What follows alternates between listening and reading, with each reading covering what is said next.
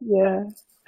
So welcome, Nathania Ko, to Virtual Harp Summit 3. We're doing a little bit of a preview today. Yeah. And you're coming in live from where? China. China. You are literally in China right now. Yep. I had the pleasure to meet you the first time at the World Harp Congress in Sydney. That was about 4 years ago. And then the World Harp Congress happened in Hong Kong, and you were the main translator, weren't you? And I'm also on the subcommittee as well. Yeah. Fabulous. Yeah, yeah. So it's such a pleasure to welcome you today because your amazing instrument, we can see it right there, the Konghou, is actually... Yeah, oh, look at that. Actually, can we hear just a little bit of it first? Just a couple sounds from, people have seen this maybe in some videos, but not up close like this. So I'm excited for people to hear the sound.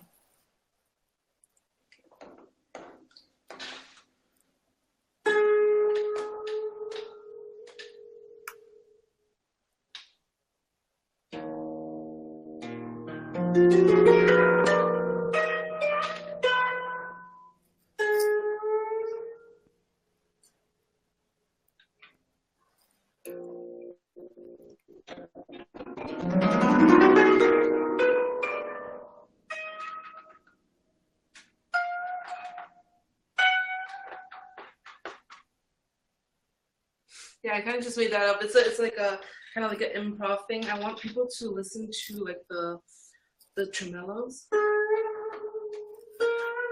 Sorry, not tremolo. Oh, beautiful.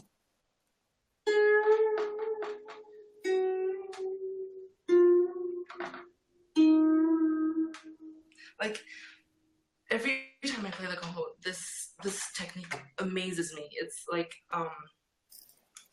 I don't know, it really touches your heart. Yeah. Yeah, it's so expressive. And on our types of harps here, the lever and pedal harps, we can't do that extent of note bending that you're doing. And it's just incredible. I mean, literally you're pushing the string and the pitch is bending.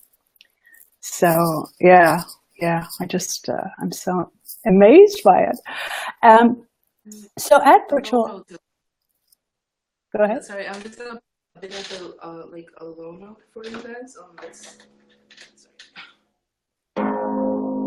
the resonance. Like I think the low note is perfect for like listening to the resonance. Yeah. Yeah. One of our big themes that are coming through on Virtual Harp Summit 3, since the topic is arranging, improvising, and composing, one of the main themes is coming through about the resonance of the harp and really appreciating that resonance and letting the harp ring rather than feel like we have to be almost like a piano and really get in there with a lot of different notes. And right there, when you had that really deep, long resonance, we could hear that, that huge space that kind of only harps can create, I think. Mm-hmm. Yeah. Yeah, I think this is like a, how should I say this? My professor made this Konghou, and in 1984, he successfully remade the Konghou because it's been extinct for 4 centuries. So they went to grottos or like tombs, ancient tombs, to look at the ones that were dug up by archaeologists, and it's fascinating, but like everything is ruined, and it's so sad to it's so sad that we lost all the music, the beautiful music that we once had.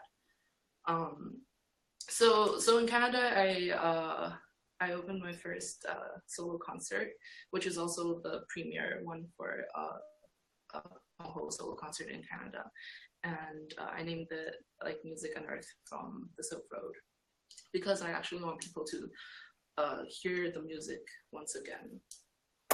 Right, and so Music on Earth from the Silk Road, and actually very generously, you have shared the Google Drive with us, so that... So these are from my concert, yeah. Wow. So our viewers are able to go ahead to that link and they will be able to download for free your beautiful concert and really get to hear the Konghou, you know, in its full glory. So there we have it. And I think Jillian will probably be sharing that Google Drive in the comments so you guys can jump on and download. So the gorgeous title is Music Unearthed from the Silk Road. So can you tell us a little bit what you mean by the Silk Road? Well, this instrument was brought into China thousands of years ago from the Silk Road. And so the Konghou, we have two types of Konghou. We have the horizontal one, which is like harp-guzheng and the 7-string zither that we have. Those are Konghous from China. And then we have a foreign Konghou, which is also the vertical Konghou, which is the ancestor of this one. So this one's like a modern Konghou.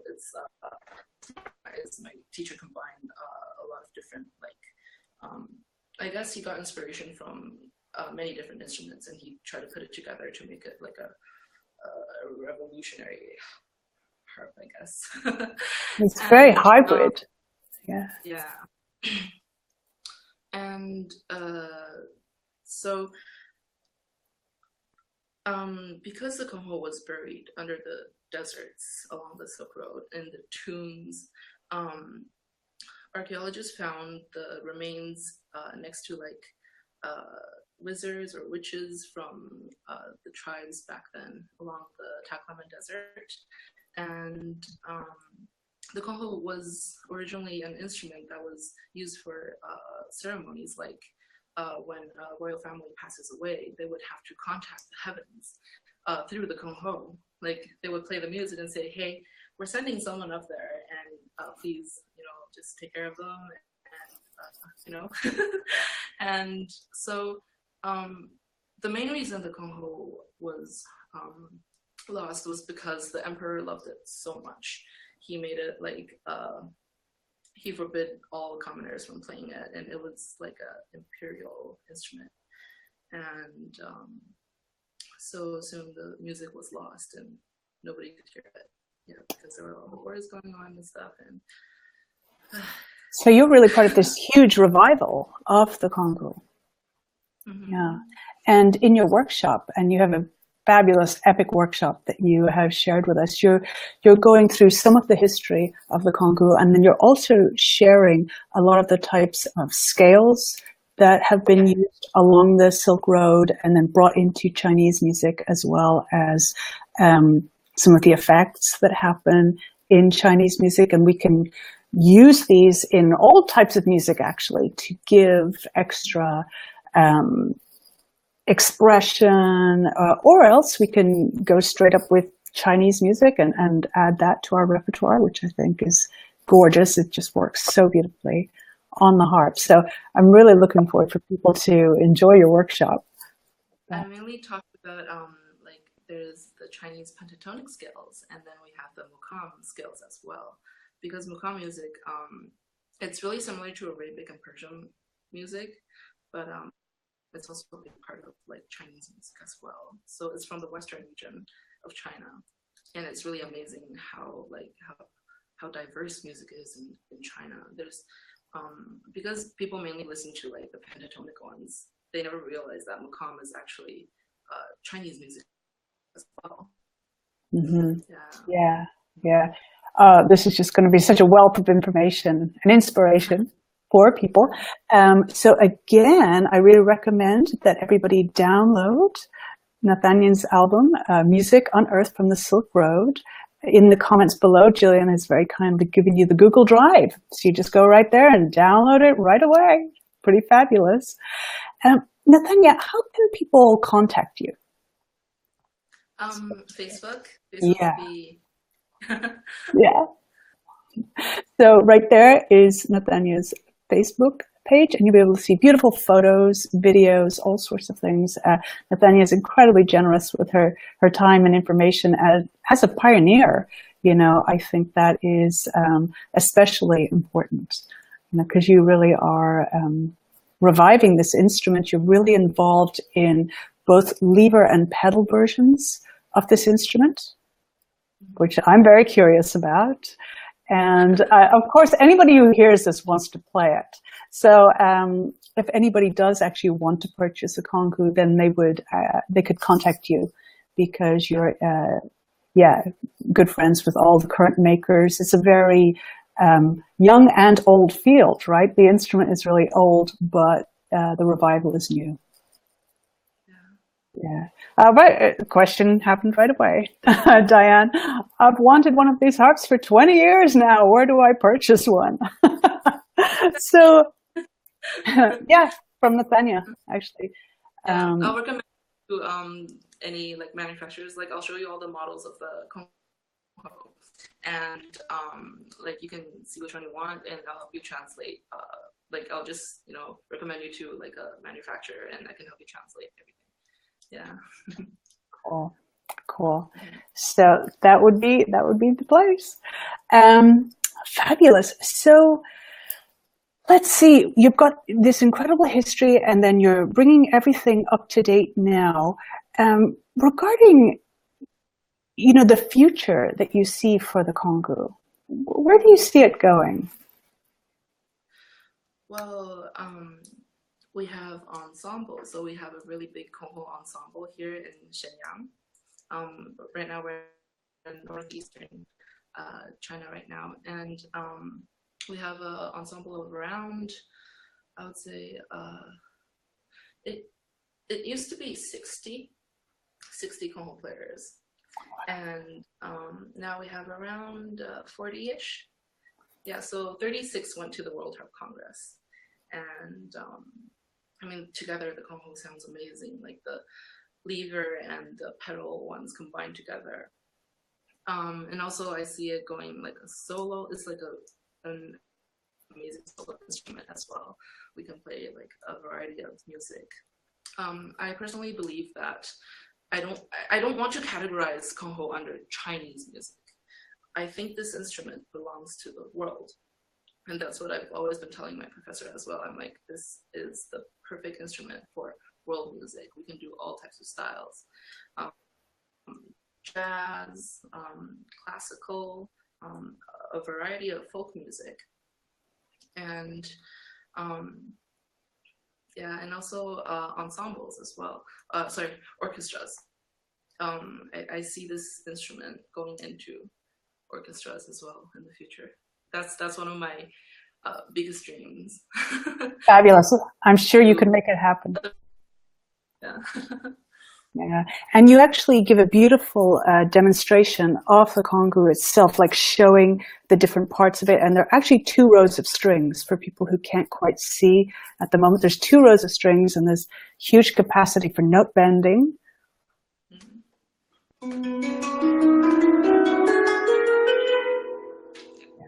It's tuned to those, both sides are tuned to the same notes. So yeah, and the 2 strings are attached to an equalizing bar. So we kind of hook it up, and once you press on the left side, the pitch on the right side would go higher. So I'm bending the note. Yeah, so it's really cool. So cool, so cool.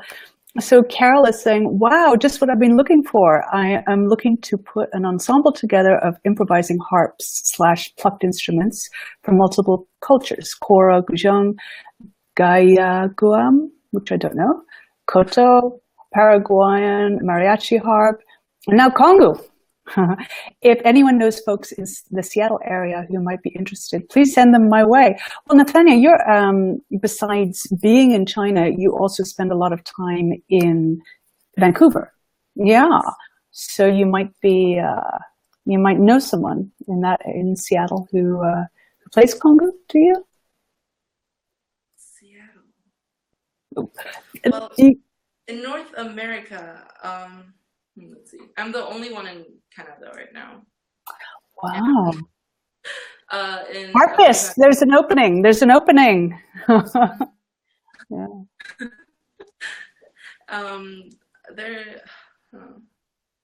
Seattle area, not that I know of. Wow. Yeah. Wow. Yeah, this is very new, very new. So I really encourage everybody to come and to watch your workshop, get to know the Konghou. You filmed it beautifully in like super high definition, and you can just see and hear absolutely everything. And of course, again, to go ahead and download that album right now so you can hear what we're talking about. The album is called Music on Earth from the Silk Road. And again, getting in contact with Nathania here on Facebook, highly recommended because she is the woman. Yeah. So thank you so much, Nathania. I really can't wait for people to come and enjoy your workshop. It's really something so different. And for me, you know, when I was working on my PhD on world harp techniques, I could not find much information on the Konghou. It was that was about 4 or 5 years ago now, and it had just started, you know, gaining a foothold. But it was hard for me to find, you know, videos and things like that. And now people can watch this incredible up close, in-depth workshop. So I really, really encourage people to do that. We have a question from Eileen. What resources are there to learn Chinese music theory? Chinese music theory. I have not encountered a book that is really detailed about Chinese music theory yet in English. But I in my job, I actually do cover part of like the pentatonic stuff and like ancient Chinese theory. Cool. Yeah. And I think Eileen might speak Mandarin. So if there is a book that you recommend, yes. Cool. There's quite a lot of we do have a few textbooks on Chinese music theory. Eileen, do you want to you can message me on Facebook and I'll send you a few photos of the wonderful books I have. It's really amazing. It's taught me quite a lot throughout the 3 years I've been studying here. Yeah. Great. Love it. Yes. Eileen will be able to get in touch with you. Fabulous. Lovely. And we have another question from Martha. There's a couple questions. How is it a hybrid with the guzheng? How is the Konghou a hybrid with the guzheng? Well, I'm not sure if you can see this clearly, but we have the bridges. Because the guzheng, we have, it's like a horizontal, it's kind of like a horizontal Konghou. Yeah. I tell my students, I'm like, oh, this Konghou is kind of like, you know, two guzhengs combined together and you kind of like make it like vertical. That's how my first teacher actually told me to practice like that when I didn't have a Konghou. She was like, well, if you have two guzhengs, you know, you just kind of put it together and just kind of pluck on it to get a sense of what it's like. So mainly I would say it's because of the soundboard and the bridges that we have on here. Yeah, and also the vibratos as well. Yeah, the technique is quite similar. And we also have the ring pick. It's for tremolos. You know, it's like it's really fun to play around with. I just wear this on my finger, and whenever I need to use it, I push it out, and it's magnetic. And then I just like you know, step it back. That's brilliant, the magnetic, yeah, because it's always that question of putting something down and picking it up whenever you're using a tool on the harp. Love it. One more question from Martha. She says, is the music notated? Is it done as with the guzheng, numbers for the strings? We don't the number system. We actually play with the, it's kind of like a, if you look at it, it's like a harp score, any regular harp score. I can show you a few right now if you want. Let's say, it looks like this. Yeah. So it looks like a piano score. Kind of like that, yeah. We just have a few, like, you know, there are different techniques, that's all. Yeah.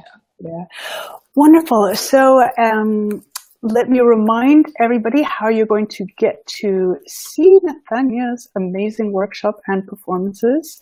I will type right now, and did I spell it right? I did. Register here at virtualharpsummit.com for your free ticket. The summit runs from September 14th to the 21st, completely free during that time. And yeah, we're just coming in with like a complete wealth of information, as you can see. So I'm looking forward to that. And again, thank you so much, Nathania. It was wonderful to have you. And I'm so pleased we managed to get the broadcast going all the way from China. Yeah. So bye for now. Bye. Bye.